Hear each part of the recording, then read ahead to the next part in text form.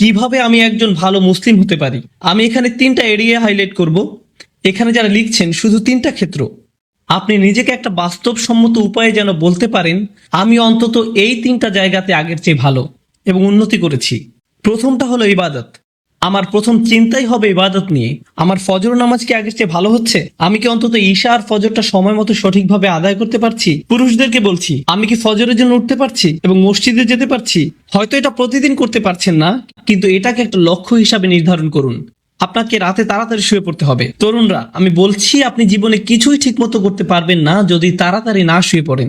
রাতে যে হুক্কা নিয়ে ওইসব উচ্চমার্গীয় কথাবার্তা আপনারা বলেন, সেগুলো এই উম্মাকে কোনো কিছুতে সক্রিয় করবে না। আমি বলছি ওই সমস্ত গম্ভীর আলোচনা, ভালো ভালো কথা, তারপর আপনারা সকাল 10টায় ঘুম থেকে উঠে ফজর পড়ছেন। আপনার গত রাতের শর্মা আর হুক্কা নিয়ে বিশদ আলোচনা এই উম্মা কি ওগুলোর কারণে জাগবে মনে করেন? ঠিক সময় ঘুমোতে যান, তাড়াতাড়ি উঠুন, ঠিক মতো ফজর পড়ুন, সকালে কোরআন পড়ুন। ইন্না কুরআন আল ফাজরি কানা মাশহুদা। নিয়ম করে ঠিকঠাক মতো কোরআন পড়ুন। আমরা দুনিয়া বদলানোর কথা বলি, কিন্তু আমরা একটা দিনের কার্যক্রমও বদলাতে পারি না। আপনি যদি আপনার দিন বদলাতে পারেন, তাহলে আপনার বছরও বদলাতে পারবেন, আপনার জীবনও বদলাতে পারবেন। আপনাকে আপনার দিন দিয়েই শুরু করতে হবে। ইবাদত অর্থে আপনার সকালটাকে ফলপ্রসূ করতে হবে। ইবাদতের একটা অংশ হলো, আমি বিশেষ করে এখানে তাদের অন্তর্ভুক্ত করব যাদের দূরদর্শিতা আছে। আপনার দূরদর্শিতা, আপনার অনুপ্রেরণা আসবে কোরআনের মাধ্যমে। কোরআন আপনার হৃদয়ে থাকতে হবে। যতটুকু সম্ভব কোরআন মুখস্থ করার প্রজেক্ট শুরু করতে হবে আপনাকে। একেবারে যতটুকু পারেন, যত কমই হোক না কেন। আপনি যদি বেশি করে করতে পারেন তাহলে বেশি করেন, কিন্তু প্রতিদিন ফজরের সময় একটু কোরআন তেলাওয়াত, একটু মুখস্থ করা, এটাই আপনার দিনকে ভালোভাবে শুরু করবে। আর আমি আপনাকে গ্যারান্টি দিতে পারি, আপনি যদি এরকম করেন, শুধু সপ্তাহে একবার করে দেখেন, পার্থক্যটা আপনি দিনের বাকি সময় ধরে বুঝতে পারবেন। আপনি লক্ষ্য করবেন যে ওই দিনটাতে অনেক বেশি বারাকা আছে, আপনি অনেক বেশি কিছু শেষ করতে পারছেন, আপনার চারপাশে দরজা খুলে যাচ্ছে, অনেক সুযোগ তৈরি হচ্ছে, আপনার মন পরিষ্কার আর অনেক সৃষ্টিশীল আইডিয়া আসছে। আপনি দেখবেন আল্লাহ আপনাকে ওইসব কল্যাণ দিচ্ছেন এবং দরজা খুলে দিচ্ছেন যেগুলো আগে বন্ধ ছিল। কাজেই প্রথমটা, কতগুলো এরিয়া আমি যেন বলেছি? 3টা এরিয়া। প্রথমটা হলো ইবাদত, এটাই প্রথম এরিয়া যেটাতে আমি আরো ভালো করতে যাচ্ছি। দ্বিতীয় এরিয়া, যেটার জন্য সত্যি আপনাকে ভালোভাবে খাটতে হবে, এটার ব্যাপারে মাথা ব্যথা থাকতে হবে, সেটা হলো শিক্ষা, জ্ঞান। কিভাবে আমি এই এরিয়াতে আমার জ্ঞান বাড়াবো? আমি জ্ঞানকে ইবাদত থেকে আলাদা করে দেখি, কারণ কিছু কিছু মানুষ জ্ঞান অর্জনের উপর এত বেশি ফোকাস করে যে তাদের ইবাদতের অবস্থা হয় খুবই শোচনীয়। তারা ইবাদত করে না, তাদের ধারণা তাদের জ্ঞান ইবাদতের শূন্যস্থান পূরণ করে দিবে। তারা অনেক তাফসির পড়ে, অনেক তাজউইদ জানে, কিন্তু তারা এমনকি তাদের সালাতেও কোনো মনোযোগই দেয় না। তাহলে সেই জ্ঞান আছে কিসের জন্য? আমি অগ্রাধিকার ভিত্তিতে এগুলো উল্লেখ করেছি। প্রথমটা ইবাদত, দ্বিতীয়টা জ্ঞান। আমি বলছি না যে আপনারা আলেম হন এবং শরীয়তের উপরে ডিগ্রি নিন, যারা করছেন তাদেরকে অভিনন্দন জানাই। আমি এখানে সবার কথা বলছি। এখানে সবাই মুফতি বা আলেম নাও হতে পারেন, কিন্তু আপনাকে শিক্ষিত মুসলিম হতে হবে। আপনার ইসলামের উপর অন্তত প্রাথমিক পর্যায়ের বিদ্যা থাকতে হবে। আমি এখানে সবার কথা বলছি। তাই আপনার জন্য আমার পরামর্শ হলো, বছরের শেষ বা আগামী বছরের মধ্যে আপনি কিছু অন্তত পড়েন। আপনি সিরাহ পড়ুন, নবী মুহাম্মদ সাল্লাল্লাহু আলাইহি সাল্লামের জীবনী একবার। আর আপনার প্রতি বছরই এটা করা উচিত। আসলে আপনার আলাদা আলাদা জায়গা থেকে পড়া উচিত। প্রতি বছর সিরাতের উপর আপনার পড়াশোনা করা উচিত। সত্যি সত্যিই পড়ুন। আমাকে জিজ্ঞেস করবেন না সিরাতের উপর কোন বই পড়বেন, সবই পড়ুন। একবার এক একটা পড়ুন। একটা নিয়ে পড়া শুরু করুন 1 বছর, তারপর আরেকটা সিরাত নিন পরের বছর, আবার আরেকটা সিরাত নিন পরের বছর, আবার আরেকটা। কারণ এটা হলো ওই মানুষটার জীবনী যা আমাদের জীবনের দর্শন, আমাদের অনুপ্রেরণা। আর আপনার প্রতি বছরই এটা করা উচিত। আপনাকে এগুলো বারবার পড়তে হবে। এটা আপনার শিক্ষার অংশ। এটা আপনাকে চিন্তা ভাবনা করার এবং সেটা আপনার জীবনে প্রতিফলিত করার সুযোগ করে দিবে, দরজা খুলে দিবে। সিরাত পড়লে এর মধ্যেই পাবেন কিছু সহজলভ্য এবং অসাধারণ রিসোর্স।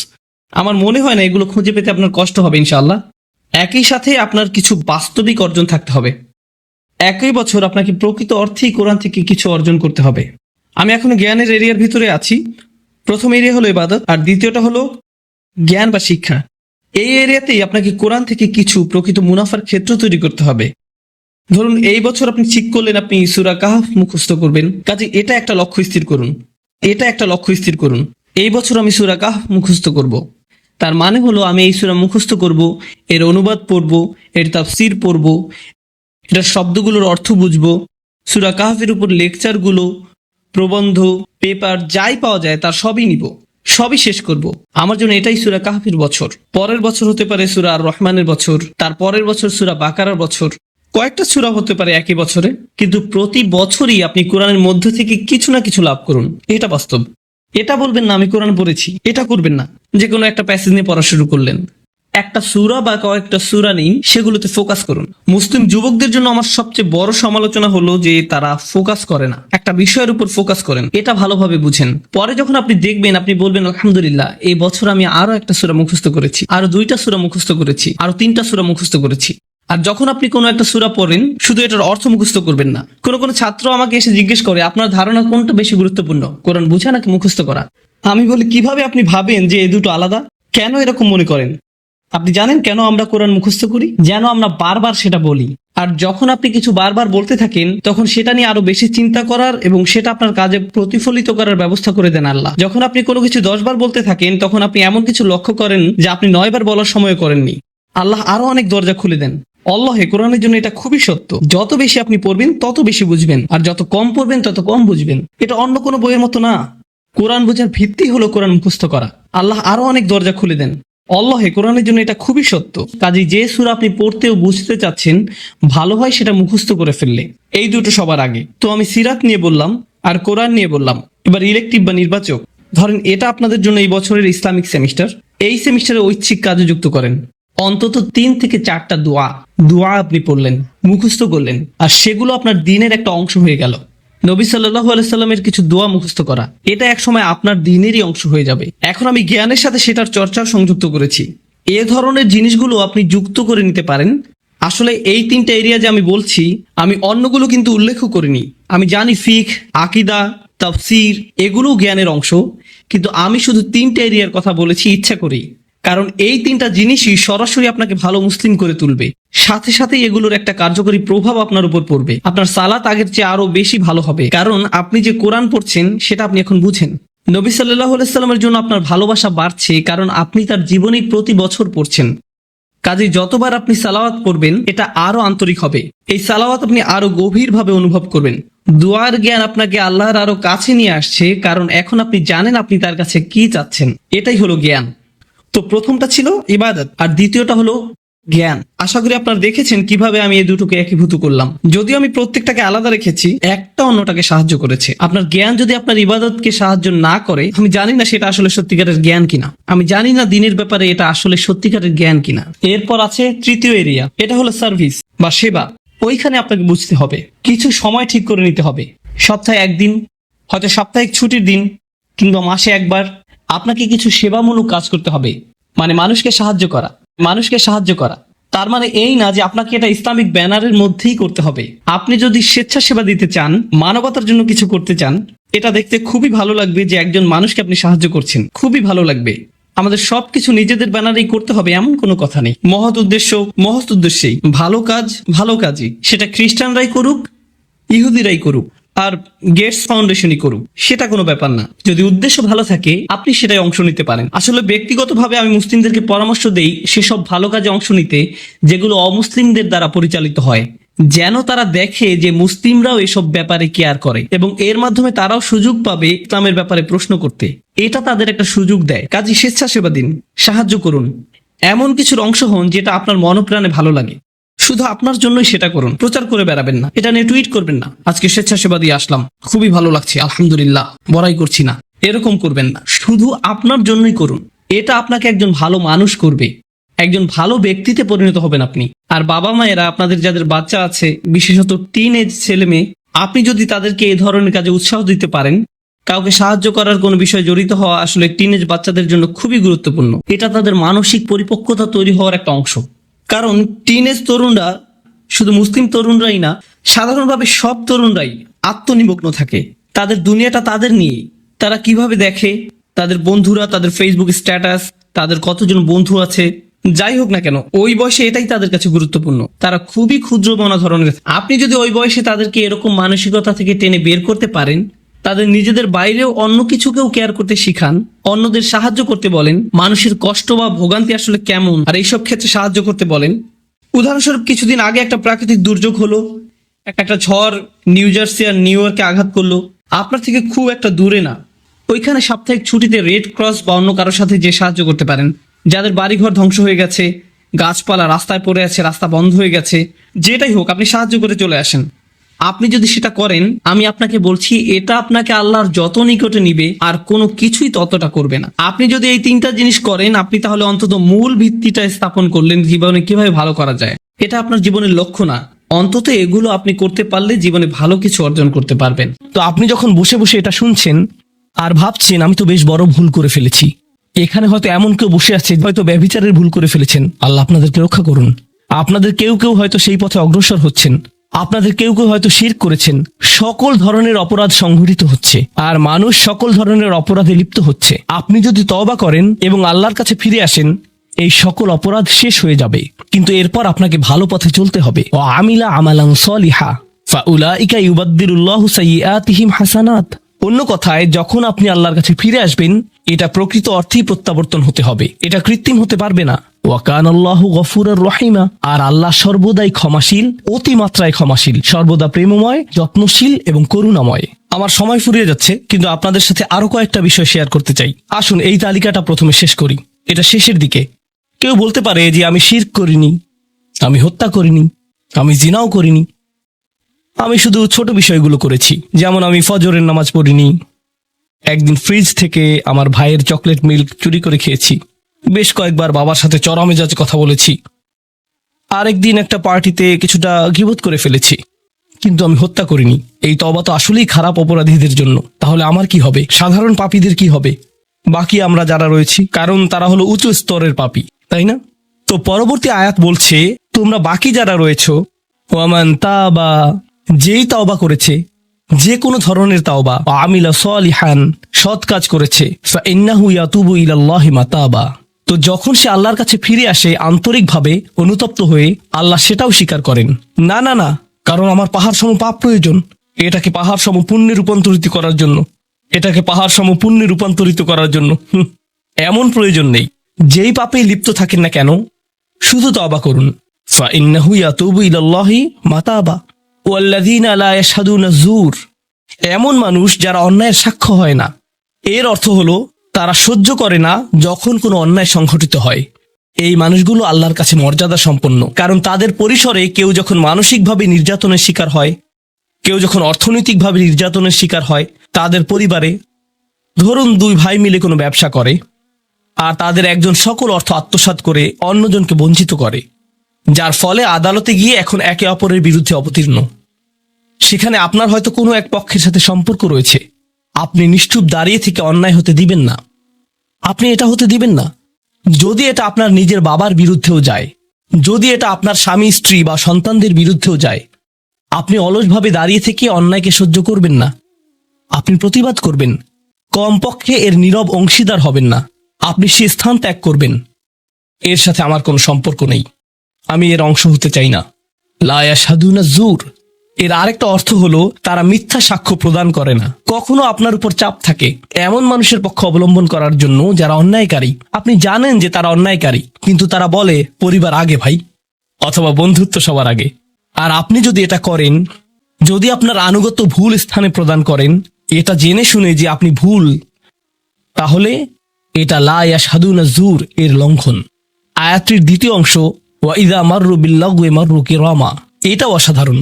এই আয়াতে আল্লাহর কাছে আপনাকে অসাধারণ বানিয়েছে কোনটি? আপনি একটা আসরে রয়েছেন, বন্ধুরা সবাই ঘুরে বেড়াচ্ছে, অথবা আপনি হয়তো কোনো হোয়াটসঅ্যাপ গ্রুপে আছেন।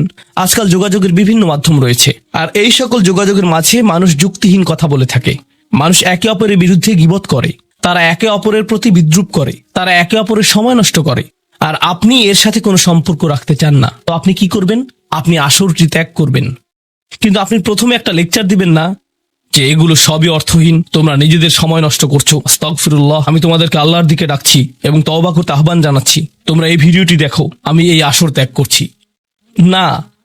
অথবা আপনি কোনো পার্টিতে রয়েছেন আর বললেন, আস্তাগফিরুল্লাহ, তোমরা সবাই গীবত করছো, আমি এখান থেকে চলে যাচ্ছি। ওয়া ইযা মাররু বিল্লাগwi মাররু কিরামা, যখন তারা এই ধরনের আসরের পাশ দিয়ে যায়, যখন তারা এই ধরনের পরিস্থিতির সম্মুখীন হয়, তারা সেখান থেকে বেরিয়ে আসে সম্মানজনক উপায়ে, মাররু কিরামা। অন্য কথায়, তারা তাদের নিজস্ব মর্যাদা রক্ষা করে।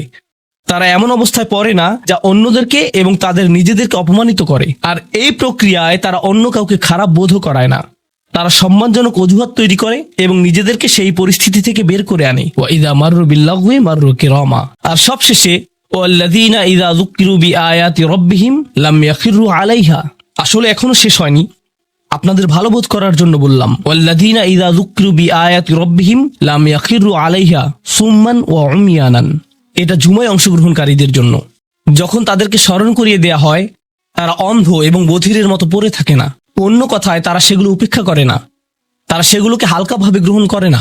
তারা কিছু শোনার পর বলে না যে হ্যাঁ, এটা আমার সম্পর্কেই বলেছে, এটা ঠিকই আমার বিবেককে আঘাত করেছে, কিন্তু আমি ভুলে যাব যে এটা আমি শুনেছি। আমি ভান করব যে এটা আমার সম্পর্কে না এবং এটা নিয়ে চিন্তা করব না। তারা ইচ্ছাকৃত বধির না, আর তারা ইচ্ছাকৃতভাবে অন্ধও না।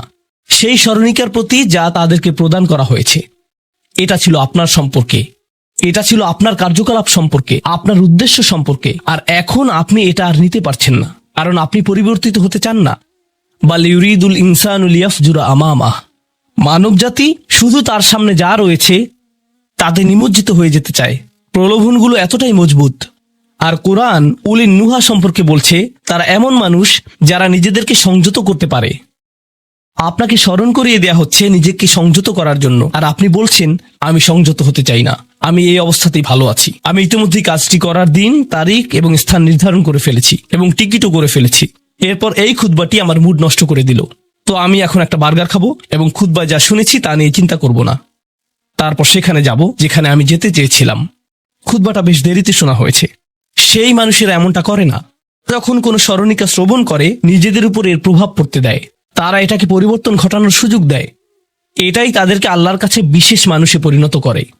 প্রসঙ্গক্রমে কখনো কখনো আপনার ভিতরে ঘটে যাওয়া সেই পরিবর্তন অন্য কেউ দেখে না, অন্য কেউ জানে না সেই পাপ সম্পর্কে যার দিকে আপনি অগ্রসর হচ্ছিলেন। সেটা শুধুই আপনি এবং আল্লাহর মাঝে সীমাবদ্ধ। আর আল্লাহ আপনাকে তার ইবাদ হিসেবে গণ্য করেন, কারণ আপনি সেই পরিবর্তন ঘটিয়েছেন। তো এখন যেহেতু আমরা সমাপ্তির দিকে যাচ্ছি, এটাই এখানে বর্ণিত শেষ গুণ।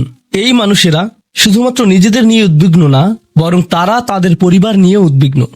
ওয়াল্লাযীনা ইয়াকুলুনা রব্বানা হাব লানা মিন আজওয়াজিনা ওয়া যুররিয়াতিনা কুররাতা আয়ুনিন। হে প্রভু, আমাদের স্ত্রী এবং আমাদের সন্তানদের দ্বারা আমাদেরকে চক্ষু শীতলতা দান করুন, যার অর্থ দুইটি জিনিস। আমি জটিলতা পরিহার করে আপনাদেরকে সরলভাবে কুররাতা আয়ুনিন এর অর্থ বুঝিয়ে বলছি। প্রথম অর্থ হলো, ইয়া আল্লাহ, অন্য সকল কিছু আমাকে পীড়িত করে, অন্য সকল কিছু আমাকে অসুবিধায় ফেলে, কিন্তু যখন আমি আমার স্ত্রীর কাছে আসি এবং আমার সন্তানদের কাছে আসি, ইয়া আল্লাহ, এই স্থানটিকে আমার জন্য প্রশান্তিদায়ক করে দিন। আমার সকল অসুবিধা দূর হয়ে যায় যখন আমি আমার স্ত্রীর দিকে তাকাই। আমার সকল অসুবিধা দূর হয়ে যায় যখন আমি আমার সন্তানদের সাথে থাকি। ইয়া আল্লাহ, আমার স্ত্রী এবং আমার সন্তানদের মাঝে এটা প্রদান করুন, অথবা আমার স্বামী এবং আমার সন্তানদের মাঝে এটা প্রদান করুন। কুররা শব্দটির দ্বিতীয় অর্থটি এসেছে করার থেকে। করার অর্থ যখন আপনার চোখ কোথাও আটকে যায়। ইয়া আল্লাহ, আমার স্ত্রীর প্রতি আমার ভালোবাসা এতটাই সৃষ্টি করে দিন যাতে আমি তার উপর থেকে চোখ ফিরাতে না পারি। ইয়া আল্লাহ, আমার সন্তানদের নিয়ে আমাকে এতটাই আনন্দিত করে দিন এবং এতটাই ভালোবাসাপূর্ণ করে দিন যাতে আমি তাদেরকে অন্যদের সাথে তুলনা না করি। আমার যা রয়েছে তা নিয়ে আমি সুখী। তারা খারাপ বোধ করুক, এটা আমি চাই না। আমি তাদের অর্জনের স্বীকৃতি প্রদান করি। আমাকে সেই সামর্থ্য দান করুন যাতে স্ত্রী এবং সন্তানদের মাঝে কুররাতু আয়ুন খুঁজে পাই। আমাকে একটি মজবুত পরিবার দান করুন এবং আমাকে আমার পরিবারের প্রতি সন্তুষ্ট করে দিন। আপনাদের অনেকের জন্য একমাত্র দুশ্চিন্তার বিষয় হলো স্ত্রী এবং সন্তান। এই দোয়া অনুযায়ী দুশ্চিন্তার একমাত্র উপশমকারী হওয়া উচিত স্ত্রী এবং সন্তান। আর আপনি নিজে চেষ্টা না করে শুধু আল্লাহর কাছে কিছু চাইতে পারেন না, কারণ আল্লাহ বিশেষ কোনো বৃষ্টি আপনার পরিবারের উপর বর্ষণ করবেন না যার ফলে আকস্মিকভাবে আপনি আপনার স্ত্রীকে ভালোবাসতে শুরু করবেন। এর জন্য চেষ্টা করতে হবে। আপনার সন্তানদের সাথে সম্পর্ক উন্নয়নের জন্য আপনাকে চেষ্টা করতে হবে। এটা রাতারাতি ঘটবে না। এটা এমন জিনিস যাতে আপনাকে এবং আমাকে বিনিয়োগ করতে হবে। তো আল্লাহ আমাদেরকে সামর্থ্য দান করুন যাতে আমরা শুধুমাত্র মুখে এই দোয়া করে ক্ষান্ত না হই, বরং দোয়াটি যাতে বাস্তবায়িতও করতে পারি, কারণ আল্লাহ প্রচেষ্টার বিষয়ে জিজ্ঞেস করবেন। এমনকি সেই বিখ্যাত দোয়াটির শেষেও এটা এসেছে, রব্বানা আতিনা ফিদ দুনিয়া হাসানা ওয়া ফিল আখিরাতি হাসানা ওয়া কিনা আযাবান নার। বিখ্যাত একটি দোয়া, তাই না? আমাদেরকে এই জীবনের সর্বোচ্চটা দান করুন, পরের জীবনেরও সর্বোচ্চটা দান করুন, আমাদেরকে জাহান্নামের শাস্তি থেকে রক্ষা করুন। এরপরে আল্লাহ কি বলছেন? উলাইকা লাহুম নাসিবুম মিম্মা কাসাবু। তারা ততটুকু অংশই পাবে যা তারা অর্জন করেছে। আপনি শুধু দোয়া করবেন আর তা কাজ করবে তেমনটা না। আপনাকে অর্জন করতে হবে, আপনার চেষ্টাকে কাজে লাগাতে হবে। তো আপনি যখন আপনার পরিবার নিয়ে উদ্বিগ্ন থাকবেন, তখনই আপনি পরিবারে প্রশান্তি প্রদানের জন্য আল্লাহর কাছে চাইবেন। আর প্রসঙ্গক্রমে এটা দিয়ে কি বোঝায়? যে সকল স্বামীরা যারা লন্ডন শহরে রাত 2টা-3টা পর্যন্ত সীসা বারে সময় কাটান, কিন্তু বাড়িতে তাদের স্ত্রীদের কাছে যান না, কারণ তারা তাদের স্ত্রীদের মাঝে কোনো প্রশান্তি খুঁজে পান না। আর তাদের স্ত্রীরা তারাও তাদের স্বামীদের মাঝে কোনো প্রশান্তি খুঁজে পান না। যখন তারা বলবেন, না ভাই আমাকে বাড়ি যেতে হবে, তখন তারা আল্লাহর কাছে বিশেষ মর্যাদা সম্পন্ন হয়ে উঠবেন। যখন তারা সন্তানদের সাথে সময় ব্যয় করবেন, সন্তানদের থেকে তাদের চোখ সরে যায় না। আর যেহেতু আপনার চোখ তাদের থেকে সরছে না, এর অর্থ আপনি আসলে তাদের সাথে রয়েছেন। এর অর্থ আপনি আসলে সন্তানদের সাথে সময় ব্যয় করছেন এবং সেটা উপভোগ করছেন। এই বিষয়টি আপনাকে আল্লাহর কাছে বিশেষ মর্যাদা সম্পন্ন করে তুলেছে। তাদের জন্যই উলাইকা ইউজজাউনাল গুরফাতা বিমা সাবারু। আর আমাদেরকে মুত্তাকিনদের নেতা হিসেবে কবুল করুন, সৎকর্মশীলদের নেতা হিসেবে কবুল করুন। আমাদের সন্তানদেরকে ভালো সৎকর্মশীল জীবন দান করুন, যার ফলে যখন আমি আপনার সম্মুখে দাঁড়াবো, ইয়া আল্লাহ, আমার পরিবারের সদস্যদের কাজের কারণে আমার সৎকর্মের পরিমাণ শুধু বৃদ্ধিই পাবে।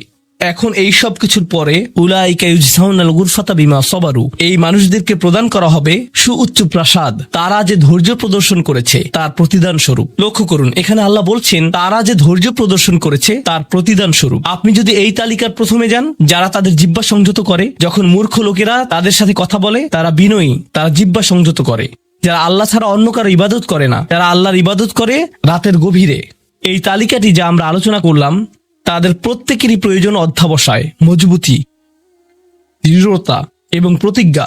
আর সবর শব্দটি দিয়ে এটাই বোঝায়। এই মানুষগুলো পুরস্কৃত হবেন তারা যে দৃঢ় প্রতিজ্ঞা দেখিয়েছেন তার জন্য। তারা এর জন্য প্রতিজ্ঞাবদ্ধ ছিলেন। ওয়ায়ুলাক্কাউনা ফিহা তাহিয়াতান ওয়া সালামা, তাদেরকে সেখানে অভ্যর্থনা করা হবে অভিবাদন ও সালাম সহকারে। আল্লাহ তাদের জন্য অভিবাদন প্রেরণ করবেন। আল্লাহ শুধুমাত্র তাদেরকে ভালোবাসবেন না, বরং তিনি তাদেরকে এখন সম্মানিতও করছেন। এরা হলেন আল্লাহ কর্তৃক বিশেষ পুরস্কার প্রাপ্ত। খালিদিনা ফিহা হাসুনাত মুস্তাকাররা ওয়া মুকামা, তারা অবিশ্বাস্য সেই সম্মানের মাঝে এবং সেই সুউচ্চ প্রাসাদের মাঝে চিরকাল থাকবেন। কি চমৎকার স্থান, স্বল্পকালীন এবং চিরকালীন অবস্থানের জন্য। তো আল্লাহ এটাকে জাহান্নামের সাথে তুলনা করেছেন, তাই না? জাহান্নামীরা বলবে, আমি এখানে স্বল্পকালের জন্যও থাকতে চাই না, চিরকালের জন্যও থাকতে চাই না। আল্লাহ বলেছেন, জান্নাতের স্বাদ যদি তুমি সামান্য পরিমাণেও পাও, তুমি এটা আকাঙ্ক্ষা করবে, তুমি এটা চিরকালের জন্য চাইবে। আল্লাহ আমাদের সকলকে চিরকালের জন্য জান্নাতে প্রবেশ করান। আমরা সর্বশেষ আয়াতে এসেছি। আমি জানি যে আমি অতিরিক্ত সময় নিয়েছি, প্রশ্ন উত্তরের জন্য আপনাদের কিছুটা সময় আমার দেওয়া উচিত। আমার আর 4-5 মিনিট প্রয়োজন। শেষের এই আয়াতটি গভীর তাৎপর্যপূর্ণ। এই সূরাটির শেষ আয়াত, এটা এই অনুচ্ছেদটিরও শেষ আয়াত। এই তালিকা যা আপনাকে বিশেষ মর্যাদা সম্পন্ন করবে তার সাথে এর কোনো সম্পর্ক নেই। আয়াতটি কুরাইশ এবং গোটা মানব জাতিকে উদ্দেশ্য করে বলা হয়েছে। আর রাসূলকে বলা হলো যে কিভাবে সৃষ্টিকর্তার নৈকট্য অর্জন করা যাবে। এই তালিকা যেহেতু এখন প্রদান করা হলো, তাহলে আর সমস্যা কোথায়? কুল মা ইয়াবাউ বিকুম রাব্বি লাউলা দুআউকুম ফাকাদ কাযাবতুম ফাসাউফা ইয়াকুনু লিজামা। এই আয়াতটিকে ব্যাখ্যা করার বেশ কয়েকটি দৃষ্টিভঙ্গি রয়েছে। আমি সরলভাবে এর কয়েকটি আপনাদের সাথে শেয়ার করতে চাই। সময় স্বল্পতার কারণে আমি ভাষাতাত্ত্বিক আলোচনায় যাব না, আমি শুধু অন্তর্নিহিত অর্থগুলোর সহজ বাংলা বর্ণনা করব। আল্লাহ একদিকে বলছেন, আল্লাহর সম্মুখে তোমাদের কি গুরুত্ব আছে, আল্লাহর সামনে তোমাদের কি মূল্য আছে, তোমরা কি মনে করো, তোমরা যখন আল্লাহর সামনে উপস্থিত হবে কি মূল্য তোমাদের থাকবে। মানবজাতি হিসেবে তোমাদের একটা মর্যাদা দেয়া হয়েছে যা অন্য কাউকে দেয়া হয়নি। দুআউকুম, তোমরা নিজেদের ইচ্ছায় আল্লাহকে ডাকতে পারো। আল্লাহকে ডাকতে হলে তোমাদের নিজস্ব ইচ্ছা শক্তিকে প্রয়োগ করতে হয়। পাহাড়, গাছ, পাখি, তাদের কোনো নিজস্ব ইচ্ছা নেই, তারা আল্লাহকে ডাকতে বাধ্য। ওয়া ইম মিন শাইইন ইল্লা ইউসাব্বিহু বিহামদিহি ওয়ালাকিন লা তাফকাহুনা তাসবিহাহুম। তোমরা আল্লাহর কাছে মূল্যবান যদি একটি জিনিস না থাকে, আর তা হলো তোমাদেরকে বাছাই করা হয়েছে তাকে ডাকার জন্য, কিন্তু তোমরা সেই দায়িত্বকে পরিত্যাগ করেছো।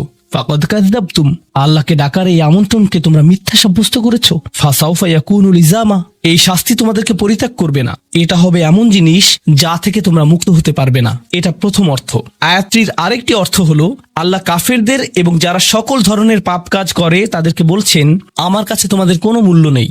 আর তোমাদের এখনো টিকে থাকার একমাত্র কারণ হলো তোমাদের মধ্যে কিছু মানুষ রয়েছে যারা এখনো আমাকে ডাকে। পৃথিবীর বুকে এখনো কিছু ইমানদার রয়েছে যারা এখনো আল্লাহর উদ্দেশ্যে ক্ষমা প্রার্থনা করে, আর তারাই একমাত্র কারণ যে জন্য তোমরা এখনো বেঁচে আছো। আয়াতের তৃতীয় অর্থটি কাফেরদের উদ্দেশ্যে এবং এমন মুসলিমদের উদ্দেশ্যে যারা আল্লাহ থেকে অনেক দূরে রয়েছে, তাদের জন্য এটা প্রযোজ্য। আল্লাহ বলেছেন, তোমাদের কি মূল্য রয়েছে আমার কাছে? তোমরা নামাজ পড়ো না, তোমরা আনুগত্য করো না, তোমরা হালাল উপার্জন করো না, তোমরা সকল আদেশ লঙ্ঘন করো, কিন্তু কোনো কারণে মরিয়া হয়ে যদি তুমি আমাকে ডাকো, তারপরও আমি তোমাকে যথাযোগ্য মূল্যায়ন করব। এখনো তোমাকে সুযোগ দিয়ে যাচ্ছি, লাউলা দুআউকুম, কিন্তু মোটের উপর তুমি এখনো এই সকল কিছুকে মূল্যহীন বিবেচনা করছো। তুমি স্বীকার করছো না যে আমি তোমাকে যা কিছু দিয়েছি এবং যা কিছু করতে বলেছি তা আসলে তোমার কাছে অর্থবহ। তুমি এই সকল কিছুকে মূল্যহীন এবং মিথ্যা বিবেচনা করছো। তোমার এই স্বভাব পরিবর্তন করো, কারণ শীঘ্রই এটা স্থায়ীভাবে লেগে থাকা শাস্তিতে পরিণত হবে। আল্লাহ এটা বলেননি যে তোমাকে শাস্তি দেয়া হবে, বরং তিনি বলেছেন শীঘ্রই তোমাকে শাস্তি দেয়া হবে, শীঘ্রই তুমি এটা থেকে আর মুক্ত হতে পারবে না। অর্থাৎ তোমার জন্য এখনো সুযোগ রয়েছে, বদলে যাও। আয়াতটির আরেকটা অর্থ হলো, হে কুরাইশরা, যদি আল্লাহ তোমাদেরকে কোরআনের মাধ্যমে আহ্বান না করতেন তাহলে অন্য কোন জিনিস তোমাদেরকে মূল্যবান সাব্যস্ত করত? আল্লাহ তোমাদেরকে এই কিতাবটি দিয়ে সম্মানিত করেছেন, আর সর্বোপরি আল্লাহ আপনাকে এবং আমাকে এই কোরআন দিয়ে সম্মানিত করেছেন। তারপরেও তোমরা এটাকে সম্পূর্ণরূপে অগ্রাহ্য করছো। তোমরা এই কিতাবের কোনো মূল্যায়ন করছো না, আল্লাহর এই বাণীকে মূল্যায়ন করছো না। এখনো সময় আছে, নিজেকে সংশোধন করো এবং আল্লাহ তার কথা বলার জন্য যে তোমাদেরকে বেছে নিয়েছেন তার গুরুত্ব অনুধাবন করো। আয়াতটির সর্বশেষ অর্থ, আল্লাহ তোমাদেরকে শাস্তি দেওয়া পছন্দ করেন না। আয়াতাংশটির ভাষাতাত্ত্বিক একটি অর্থ হলো, তোমাদেরকে শাস্তি দেওয়ার জন্য আল্লাহ আগ্রহী নন। তাঁর কোনো উদ্দেশ্য এবং আকাঙ্ক্ষা নেই তোমাদেরকে শাস্তি দেওয়ার। কিন্তু আল্লাহ ছাড়া অন্য কাউকে ডাকার যে অপরাধ তোমরা সংঘটিত করেছো তা এতই বড় যে এর জন্য শাস্তি দিতেই হবে, অন্য কথায় আল্লাহ আপনাকে শাস্তি দিচ্ছেন যদিও তিনি চান না। মা ইয়াফআলুল্লাহু বিআযাবিকুম, তোমাদেরকে শাস্তি দিয়ে আল্লাহর কোনো প্রাপ্তি নেই। আপনাকে শাস্তি দিয়ে আল্লাহর কি পাওয়ার আছে? আল্লাহ এখানে বলছেন, আমি তোমাদেরকে শাস্তি দিতে চাই না, কিন্তু তোমাদের অপরাধগুলো অনেক বড়, আর শীঘ্রই এই শাস্তি স্থায়ী হয়ে যাবে। এই মুহূর্তে এগুলো অস্থায়ী, তোমরা এগুলো মুছে ফেলতে পারো। তাই এখনো ফিরে আসো, আল্লাহর দিকে ফিরে আসো। আমাদেরকে এই সকল সুযোগ দেবার পর শুধুমাত্র তার কাছে ফিরে আসাই না, বরং তার নৈকট্য লাভের সুযোগ দেওয়ার পর সবশেষে তিনি বলছেন, কেন তোমরা শাস্তি পেতে চাও? আমি তো তোমাদেরকে শাস্তি দিতে চাই না, তোমরা শুধু ফিরে আসো। আল্লাহ সহজ করে দিন যাতে আমরা এই বিষয়গুলোকে হৃদয়ের গভীর থেকে অনুধাবন করতে পারি, এবং তিনি আমাদেরকে তাদের অন্তর্ভুক্ত করুন যাদের প্রভাবে চারপাশের পথভ্রষ্ট মানুষদের এবং চারপাশের আল্লাহর অবাধ্য মানুষদের হৃদয়ও কোমল হয়ে যায়।